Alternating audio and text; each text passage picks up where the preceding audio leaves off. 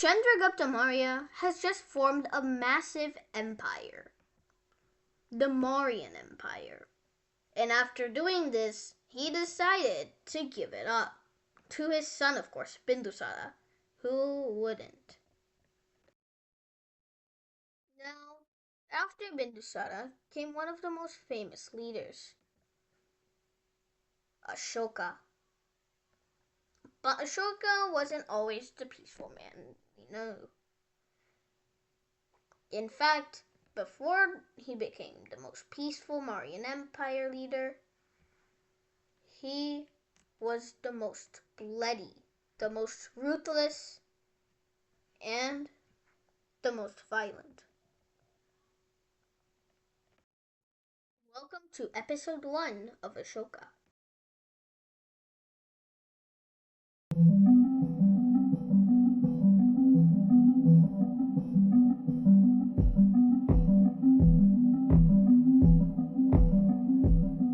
Despite being born into the royal family, Ashoka, like most legends, still didn't have it easy. In fact, had it very not easy. Obviously, he wasn't the successor to the throne, as he was only in the middle of the family tree. However, the main reason was that Bindusara basically didn't like his ugly, frail skin. And he generally favored the crown prince Susima over him, and treated him with utmost respect. In fact, he was the only person that could really address anyone other than Bindusara. Despite this, Ashoka still got a ton of different cool things to do. Like, for example, do stuff with sword thingies, be governor thingies, and other stuff. Like this sword that he just got. How cool, right? But what this purpose was for is debated. Some think that this was because Ashoka had a very big, fat, destined brain. But a main likely reason was that Ashoka just really didn't like him, and this was honestly a very good way to get rid of him for a long time, so that he would be out doing random stuff while Susima could do luxury stuff. Its highest position was becoming the Viceroy of Ujjain, one of the 5 provinces in the Mauryan Empire. And for you Americans, that means he might be the governor of the state of Ujjain. I definitely do not live in the USA.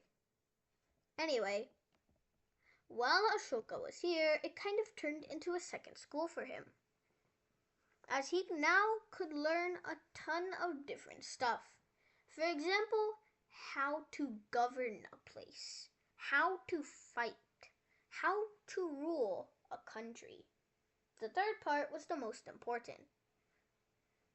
Wait, you may be saying, wasn't this what Susima should be learning? After all, he is going to become the heir. Well, that is true, but Bindusara had no care,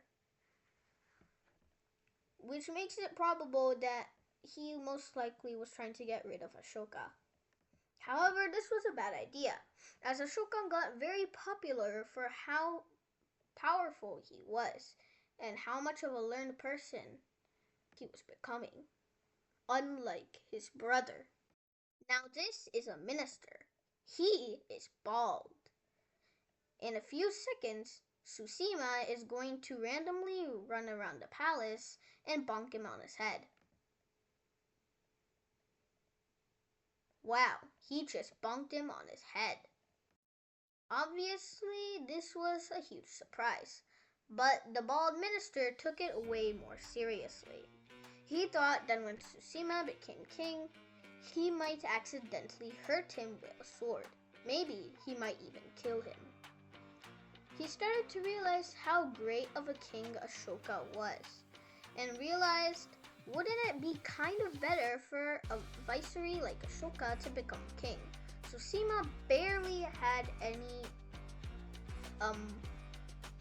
expertise and background knowledge in the land of governing. He only really governed cities and put down rebellions. He was a master in the army, but he was not a master at governing, which could make him one-sided, lethal, and very expansionist. Ashoka, they thought, would have a perfect balance and be made the perfect leader. Notice how I said they thought, but let's not get ahead of ourselves. By paying more attention to Ashoka, making the already learned man even more learned. And one time, the emperor made him put down the Takshashila rebellion, a city that was rebelling for so long. Ashoka put it down easily, showing another might of his power. The ministers started teaching him everything about being a king, assuming he would be king. But still, he wouldn't. How would he get on the throne? That was not a plan the ministers had yet thought of. But lucky for them, Ashoka had. Oh no, the king is on the bed. What type of bed? The death bed. He was sick and about to die, likely due to tuberculosis. For you Americans, that mean wowie, cotton blood. Anyway, the Takshashila rebellion had started again, and he had already set Tsushima to go there and put it down. I guess he finally realized that he had to teach his son some governing. But it came too late, as he was already sick, and Tsushima had to come now. Who cares about Takshashila, where your entire hair is on the line? He said he would put Ashoka to the job instead, but the ministers had a different idea. They suggested that Ashoka should stay emperor as a temporary fitment until Tsushima returned. Then Tsushima would become emperor. Obviously, this was trying to make Ashoka emperor, but Bindusara saw right through it and said, Emperor? Ashoka! Emperor? Ashoka! No, Emperor Tsushima. So off they went and returned to, guess who it is? Ashoka. And told him of what was happening. Ashoka replied, stating, a plan. Hello, welcome all. It's the final day of the king's life. The ministers came and stated, Emperor Bindusara, here is your emperor. Now what happened next is kind of debated. It likely did happen, but was heavily exaggerated, or maybe it wasn't. Religion dependent. This story is mainly mixed into religion, and there are many traces of Hinduism and Buddhism, which is why we don't really understand it. So I'm trying to say what happened. The person that walked inside was not Tsushima, not Arjun, not Tsushima. Ha ha ha. It was Ashoka. The king was enraged. He asked for Tsushima. His ministers did not listen. If he tried to kill them, but then he realized he really couldn't. I mean, look at his state right now. He started coughing up more blood. He threatened to do something, even though he really couldn't. Which Ashoka replied, by stating, "If the king will not enact me by law, then it is God that must enact me. The gods, the Trinity, blah blah blah blah." Anyway, guess what the Trinity did? They did exactly that. It is said that the gods immediately chose him as the next emperor.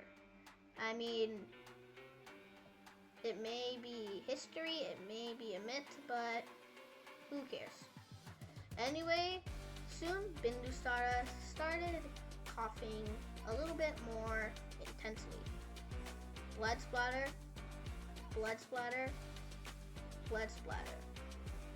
Until he finally died. Ashoka left the crown. And he also, which is conveniently blurred out. Tsushima wasn't very happy about what just happened when he reached the news. He was the king. He may not be ready for, he is definitely ready for it, so he must be the king. Plus, he's the heir, so why wouldn't he be king? Normally, I would say how these armies lined up. But there's only one thing you really need to know about this battle. Before the battle, Ashoka removed every tiny inch of shrubs. Then, charcoal pit. He dumped a ton of charcoal into a pit. Wow, never knew that. Then he buried it in the sand. Now, he had a literal firebomb. Kind of a landmine, except not really, because you have to, fire it from afar. He expected Tsushima's army to immediately run forward and try to trample Ashoka's army.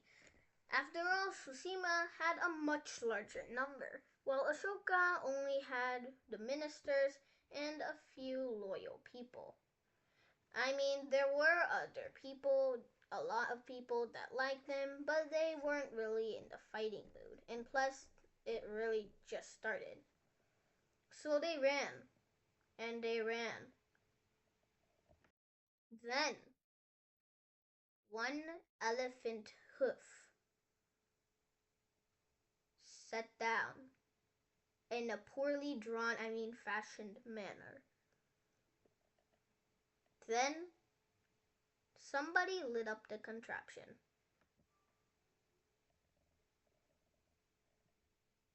98% of all the soldiers were killed.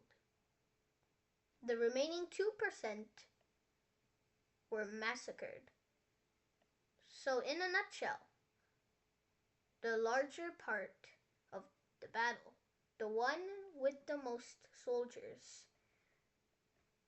had all of its people, including Tsushima, neutralized and eliminated. Ashoka still wasn't done though. Since he was only the middle part of the 100 possible successors for heir, including cousins and more, other people wanted to get in and started forming their own kingdoms, briefly breaking apart the Mauryan Empire. Ashoka had to do something. He also had to do something about his ministers, who he realized thought of themselves as equals to, of course, Ashoka. What did Ashoka have to do now? He had to attack.